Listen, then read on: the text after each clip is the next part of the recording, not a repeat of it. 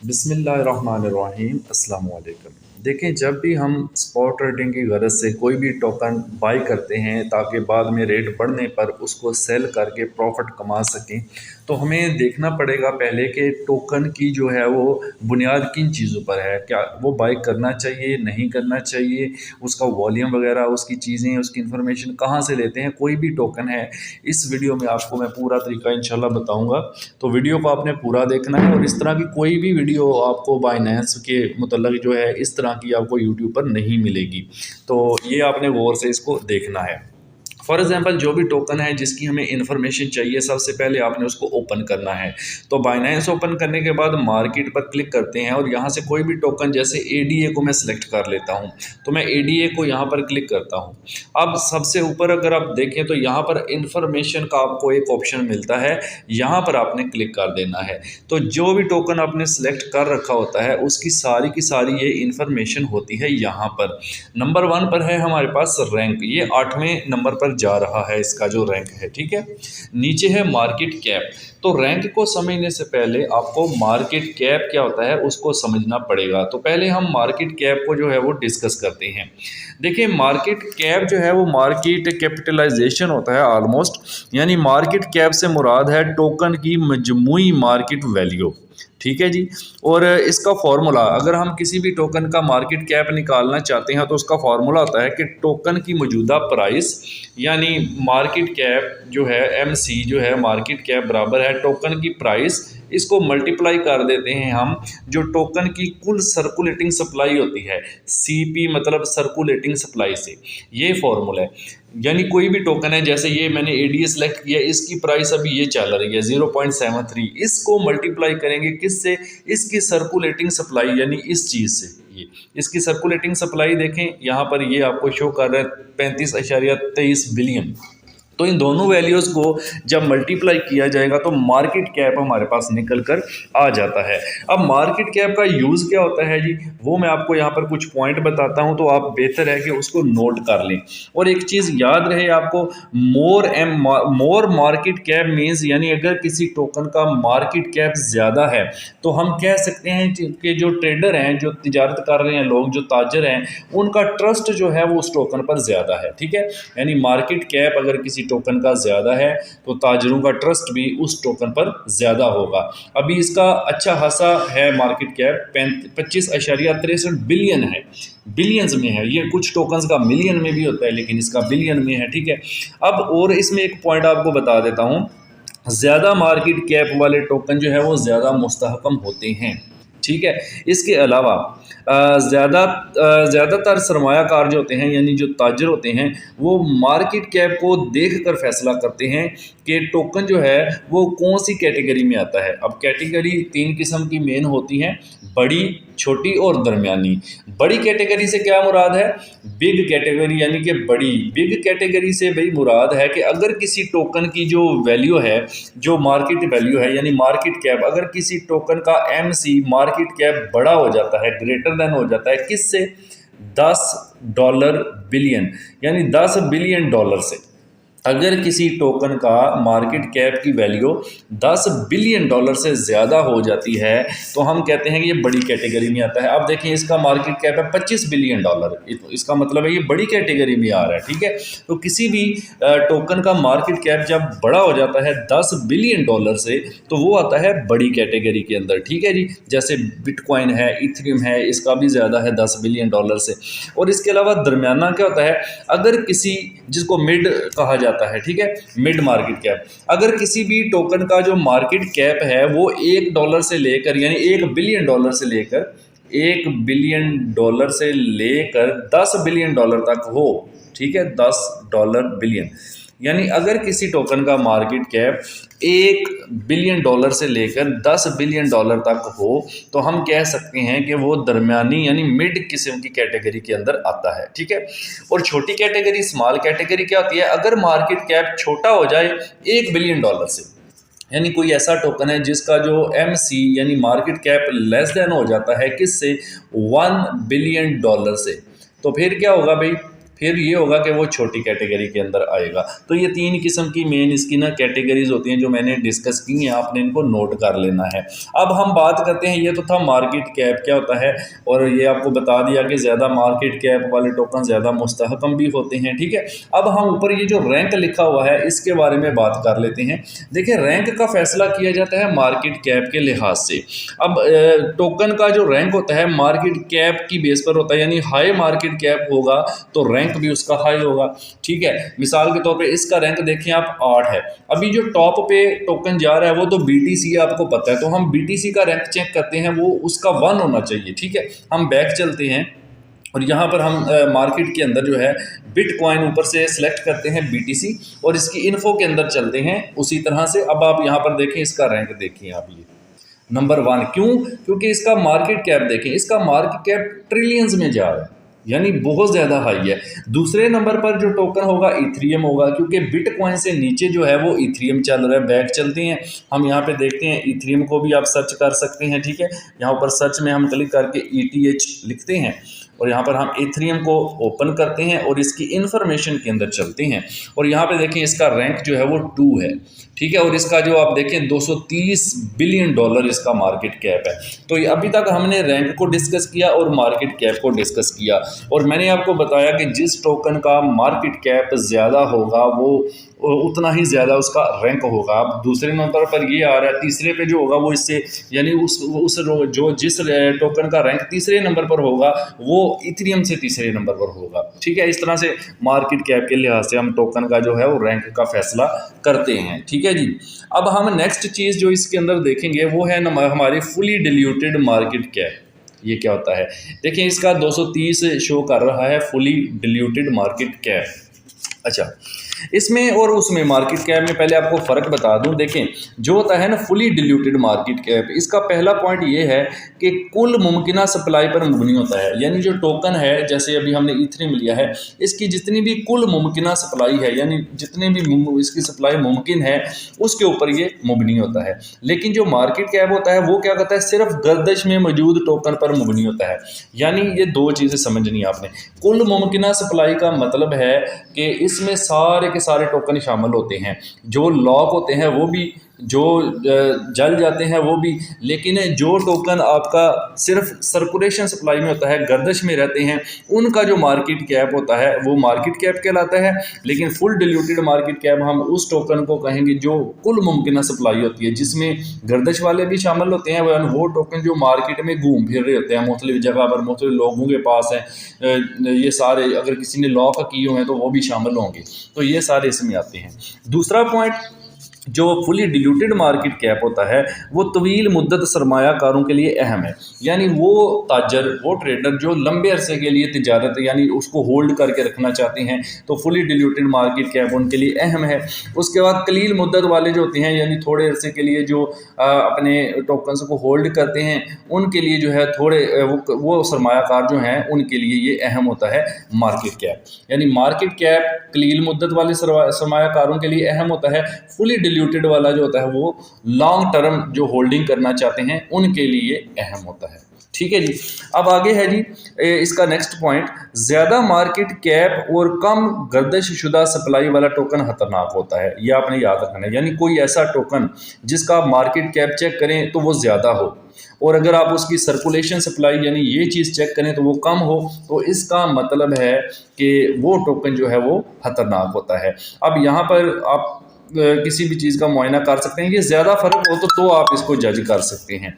उसके बाद next point है, हमेशा फुली डिल्यूटेड मार्केट कैप को देखना चाहिए अगर आप लंबे अरसे के लिए सरमायाकारी करना चाहते हैं। तो जैसा कि मैंने ऊपर ही बताया कि अगर आप लॉन्ग टर्म के लिए आप ट्रेडिंग करना चाहते हैं तो आपने फुली डिल्यूटेड मार्केट कैप इसकी नोट करनी है। अगर किसी टोकन का मार्केट कैप कम हो, ठीक है, यानी ये वाली वैल्यू जो मैं दोबारा से कर देता हूँ हाईलाइट, अगर किसी टोकन की ये वाली वैल्यू मार्केट कैप की वैल्यू जो होती है वो कम हो और फुली डिल्यूटेड मार्केट की वैल्यू यानी ये वाली वैल्यू जो है वो ज़्यादा हो, तो फिर क्या होगा, तो मतलब ये है भाई मज़ीद टोकन मार्केट में आने से कीमत कम हो सकती है, यानी अगर वो टोकन मज़ीद मार्केट में आएंगे तो कीमत में कमी आ सकती है। तो इस बात को भी आपने मद्देनज़र रखना है। तो ये हमारा तीसरा पॉइंट था कि मार्केट कैप और फुली डिल्यूटेड मार्केट कैप के अंदर बेसिकली फ़र्क क्या होता है। नेक्स्ट जो पॉइंट है हमारे पास वो है जी मार्केट डोमिनेंस के बारे में। ठीक है जी, इसको भी इंशाल्लाह देखते हैं। मार्केट डोमिनेंस को मैं यहाँ पे पहले हाईलाइट कर देता हूँ। ये वाला ऑप्शन हमारा नेक्स्ट है जी। ठीक है, अच्छा, ये किसी महसूस टोकन का मजमूई क्रिप्टो मार्केट में हिस्सा जाहिर करता है। ठीक है जी, कोई खास किस्म का टोकन है ना, तो उसका मजमूई क्रिप्टो मार्केट में कितना उसका हिस्सा है उस टोकन का, वो जाहिर करता है। इसको निकालने का फॉर्मूला ये होता है कि टोकन का जो मार्केट कैप होता है यानी MC, किसी भी टोकन का आप निकालना चाहते हैं ना डोमिनेंस, तो उसका जो मार्केट कैप की वैल्यू है उसको आप डिवाइड कर देंगे टोटल क्रिप्टो मार्केट के ऊपर, यानी कुल जितने भी क्रिप्टो मार्केट कैप है उसके ऊपर एक टोकन के मार्केट की वैल्यू, मार्केट कैप की वैल्यू को डिवाइड कर देंगे आप क्रिप्टो CRP लिख देता हूँ, क्रिप्टो MC मतलब सारे क्रिप्टो की मार्केट वैल्यू के ऊपर, और इसको मल्टीप्लाई 100 से करेंगे। ठीक है, ये परसेंटेज में आपके पास आएगा। हम ये इसका फॉर्मूला है जी कि किसी भी टोकन की डोमिनेंस निकालनी है तो उसका मार्केट कैप लें, उसको तकसीम कर दें पूरे क्रिप्टो के मार्केट कैप पर और ज़रब कर दें 100 के साथ, तो जो जवाब आएगा वो मार्केट डोमिनेंस होगा। और ये परसेंटेज में आता है क्योंकि हम इसको मल्टीप्लाई बाय 100 भी करते हैं। ये देखें, ये परसेंटेज में आ रहा है। ठीक है जी, अच्छा, अब इसके क्या फ़ायदे नुकसान होते हैं जी। नंबर 1 पर है कि अगर जो मार्केट इसकी डोमिनेंस है, मार्केट डोमिनेंस बढ़ रही हो तो मतलब लोग उस टोकन में तिजारत को महफूज समझते हैं। यानी अगर किसी टोकन की ये मार्केट डोमिनेंस में इजाफा हो रहा है ना, तो लोग क्या है कि उस टोकन के अंदर तिजारत करने को यानी लेन देन करने को महफूज समझ रहे हैं, उस पर ट्रस्ट कर रहे हैं। अगर अल्ट कॉइन की बात की जाए, अल्ट कॉइन जो है अच्छा, अगर ये मैंने अभी बात बताई है ना, अगर किसी टोकन की मार्केट बढ़ रही हो, असल में किसी टोकन से मुराद यहाँ BTC की मैंने बात की है। अगर बिटकॉइन की मार्केट बढ़ रही हो ना, तो फिर लोग उस टोकन में तिजारत को, जो मार्केट डोमिनेंस बढ़ रही होगी ना, तो फिर लोग उसमें तिजारत को महफूज समझेंगे। अगर किसी अल्ट कॉइन की मार्केट डोमिनेंस बढ़ रही होगी तो उसका मतलब क्या होगा, फिर ज़्यादा लोग रिस्क ले रहे हैं और दूसरे टोकन में तिजारत जो है वो कर रहे हैं। ठीक है, यानी अब यहाँ पे बात समझें, एक बिटकॉइन का मैंने जिक्र किया और एक अल्ट कॉइन का। बिटकॉइन के अलावा जितने भी टोकन मार्केट के अंदर मौजूद हैं उनको हम बेसिकली अल्ट कॉइन कहते हैं। तो अगर बिटकॉइन की मार्केट बढ़ रही होगी तो क्या होगा कि लोग उस टोकन में यानी बिटकॉइन को महफूज समझ रहे हैं और उसमें तिजारत पर ट्रस्ट कर रहे हैं। लेकिन अगर किसी अल्ट कॉइन के अंदर यानी दूसरे टोकन्स के अंदर उनकी मार्केट डोमिनेंस बढ़ रही होगी तो फिर लोग जो है वो रिस्क ले रहे होते हैं बेसिकली। ठीक है जी, आगे है जी, अल्ट कॉइन से मुराद मैं आपको पहले भी बताया अभी थोड़ी देर पहले कि बिटकॉइन के बाद मार्केट में मौजूद जितनी भी क्रिप्टो करेंसीज है ना, उनको हम अल्ट कॉइन के नाम से जानते हैं। ठीक है, उनको हम अल्ट कॉइन कहते हैं। और क्यों मुतारफ़ करवाने का इसका मकसद है, अल्ट कॉइन को मुतारफ़ करवाने का जो मकसद है वो है जी नंबर 1 पर एक तो ट्रांजैक्शन की जो रफ्तार है उसको बढ़ाना। ठीक है, दूसरा है ट्रांजैक्शन की फ़ीस को कम करना। ठीक है जी, और नंबर 3 है क्रिप्टो मार्केट में जो ख़रीदो फरोख्त ऑप्शंस फराहम करना, मज़ीद जो है वो ऑप्शंस फराहम करना। तो ये जो डिटेल अभी हमने बात की है वो मार्केट डोमिनेंस के ऊपर हमने बात की है। अभी हम जो नेक्स्ट जो इसकी चीज़ देखते हैं वो है हमारे पास जी किसी भी टोकन का, किसी भी कॉइन का जो वॉल्यूम है वो क्या होता है। अभी इथेरियम का जो वॉल्यूम आपके सामने है वो $39.97 बिलियन डॉलर यहाँ पर शो कर रहा है। तो वॉल्यूम से भाई मुराद है कि किसी टोकन की मखसूस मुद्दत में ख़रीदो फरोख्त की मजमूई मालियत, किसी टोकन की एक ख़ास मुद्दत में जो ख़रीदो फरोख्त होती है उसकी मजमूई मालियत यानी कितनी उसकी अमाउंट बनती है या तादाद होती है, या टोकन की तादाद या उसकी मालियत यानी उसकी कितनी अमाउंट बनती है। आमतौर पर ये 24 घंटे में लिया जाता है। इसका आप पीछे भी मैं जब इन्फॉर्मेशन पर क्लिक करते हैं वहाँ भी शो कर रहा होता है, यानी 24 आवर का वॉल्यूम नॉर्मली हम काउंट करते हैं। ये जो वॉल्यूम आपको शो कर रहा होता है ऑलमोस्ट, देखें अगर मैं इसको थोड़ा बैक जाता हूँ, जब मैं बैक चलता हूँ तो किसी भी टोकन पर क्लिक करें, लाइक BNB पर मैं क्लिक करता हूँ तो यहाँ पर हम देखें तो यहाँ पर इसका 24 आवर वॉल्यूम ये देखें शो कर रहा है यहाँ पर। ठीक है, और नॉर्मली हम यही यूज़ करते हैं। अगेन हम इन्फो पर क्लिक करते हैं तो ये इसका 24 आवर का जो है वो वॉल्यूम होता है जी। ये हम वॉल्यूम पे बात कर रहे हैं, ठीक है। उसके बाद है जी, अब मेन चीज़ जो आपने देखनी है, ज़्यादा वॉल्यूम मतलब टोकन की खरीदो फरोख्त आसानी से हो रही है। यानी अगर किसी टोकन का वॉल्यूम ज़्यादा है तो आप समझें कि उस टोकन की जो खरीदो फरोख्त है वो आसानी हो रही है। जैसे कि इसका काफ़ी ज़्यादा है, ये 2.36 बिलियन में जा रहा है, मतलब ये ज़्यादा लिक्विड होता है, ठीक है जी। तो ये सीन होता है किसी भी टोकन के वॉल्यूम का। नीचे जो चीज़ आती है हमारे पास वो आती है जी अब वॉल्यूम मार्केट कैप। तो इस चीज़ को मैं हाईलाइट थोड़ा सा क्लियर कर दूँ। ये वॉल्यूम मार्केट कैप ये अभी 2.95% शो कर रहा है BNB का, ठीक है। अच्छा, इससे पहले बल्कि इसको शुरू करने से पहले एक दो पॉइंट और मैं आपको वॉल्यूम का बता दूं। ये जो वॉल्यूम है नेक्स्ट पॉइंट है इसका, कम वॉल्यूम मतलब खरीदार और बेचने वाले कम है। यानी अगर किसी टोकन का वॉल्यूम कम होगा तो आप ये समझेंगे उसके जो खरीदार हैं और उसको जो बेचने वाले हैं, जो लेने वाले और बेचने वाले, उनकी तादाद कम है, जिस वजह से कीमत ज़्यादा उतार चढ़ाव आ सकता है। उसकी टोकन की कीमत में ज़्यादा कमी भी हो सकती है, ज़्यादा इजाफा भी हो सकता है। और इसका नेक्स्ट पॉइंट है, वॉल्यूम ज़्यादा हो अगर किसी भी टोकन का तो मतलब ये है कि लोग इसमें ज़्यादा इन्वेस्ट कर रहे हैं, ठीक है। इसमें जो है वो इन्वेस्ट कर रहे हैं, और अगर वॉल्यूम कम होगा तो इसका मतलब है कि उस टोकन के अंदर लोग इन्वेस्ट भी कम कर रहे हैं, ठीक है जी। ज़्यादा वॉल्यूम नेक्स्ट पॉइंट है जी, ज़्यादा वॉल्यूम कीमत को मुस्तहकम रखता है। तो ये सारे पॉइंट्स जो वॉल्यूम से रिलेटेड थे। अब हम इंशाल्लाह बात करते हैं यहाँ पर वॉल्यूम मार्केट कैप के बारे में, ठीक है। तो वॉल्यूम मार्केट कैप को निकालने का फॉर्मूला जो होता है ना, वो भी सिंपल ही होता है। आपने क्या करना होता है कि 24 आवर का ट्रेडिंग वॉल्यूम किसी भी टोकन का ले लेना है, ठीक है। जो भी मैंने बैक पे आपको दिखाया था 24 आवर, उस वॉल्यूम को आपने तकसीम कर देना है, डिवाइड कर देना है मार्केट कैप के ऊपर, ठीक है। यानी किसी भी टोकन का आप 24 आवर का वॉल्यूम ले लें, उसको तकसीम कर देंगे टोकन की मार्केट कैप के ऊपर, तो आपके पास जो वैल्यू आएगी वो आपके पास वॉल्यूम मार्केट कैप की, यानी ये वाली वैल्यू हमारे पास जो है वो आ जाती है, ठीक है जी। इसके बाद ये फार्मूला हमें क्या बताता है कि किसी भी टोकन की 24 आवर में कितने फ़ीसद मार्केट कैप, इसको मल्टीप्लाई 100 करेंगे तो फ़ीसद में बता देगा ऑलमोस्ट।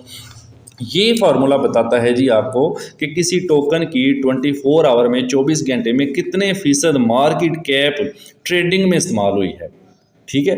उसके बाद नेक्स्ट पॉइंट है, किसी टोकन का ज़्यादा या इससे ज़्यादा वॉल्यूम हो तो मतलब टोकन में ज़्यादा ट्रेड हो रहा है। यानी कहता है जी किसी टोकन का अगर वॉल्यूम मार्केट कैप ज़्यादा होगा ना, तो यानी ये वाला जो वॉल्यूम मार्केट कैप इसकी वैल्यू ज़्यादा होगी तो क्या मतलब होगा कि टोकन में ज़्यादा ट्रेड हो रहा है, लोग उसको ज़्यादा बाई सेल कर रहे हैं, ठीक है। उसके बाद है जी अगर 1% से कम होगा किसी भी टोकन का जो वॉल्यूम मार्केट कैप है तो मतलब ज़्यादातर टोकन लोगों ने होल्ड कर रखे हैं। इसका मतलब क्या होगा, अगर 1% से कम होगा, लेस देन होगा, तो इट मीन्स कि ज़्यादातर टोकन जो है वो लोगों ने होल्ड किए हुए हैं। अगला पॉइंट इसका ये है कि ट्रेडर जो है इसका इस्तेमाल ये देखने के लिए भी करते हैं कि कोई टोकन कितना मुस्तहकम है, ठीक है जी। उसके बाद वॉल्यूम मार्केट कैप ज़्यादा होने का मतलब ये भी है कि टोकन आसानी से ख़रीदा भी जा सकता है और बेचा भी जा सकता है। तो ये तो वॉल्यूम मार्केट कैप की इन्फॉर्मेशन थी। इसके जो मैंने पॉइंट्स क्लियरली इसीलिए बता रहा हूँ ताकि आप लोग आसानी से नोट कर पाएँ, ठीक है। नेक्स्ट हम बात करते हैं जी सर्कुलेशन सप्लाई क्या होती है, ये किस तरह से इसके फ़ायदे वगैरह हैं।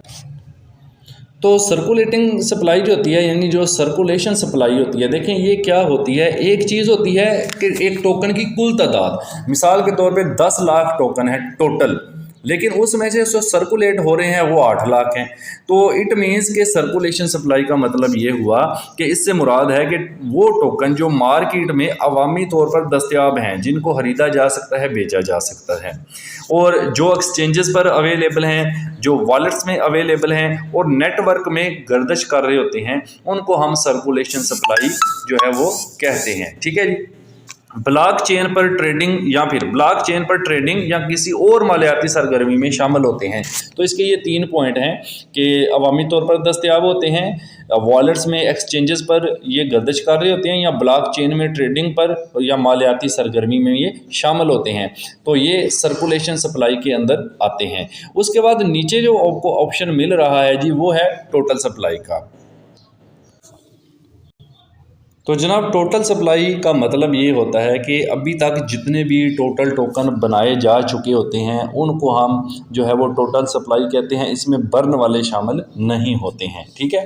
तो टोटल सप्लाई और सर्कुलेशन सप्लाई अब अगर इसकी देखी जाए तो सेम ही है, 142.48 है, इतने ही बने हैं टोटल और इतने ही सर्कुलेशन के अंदर है।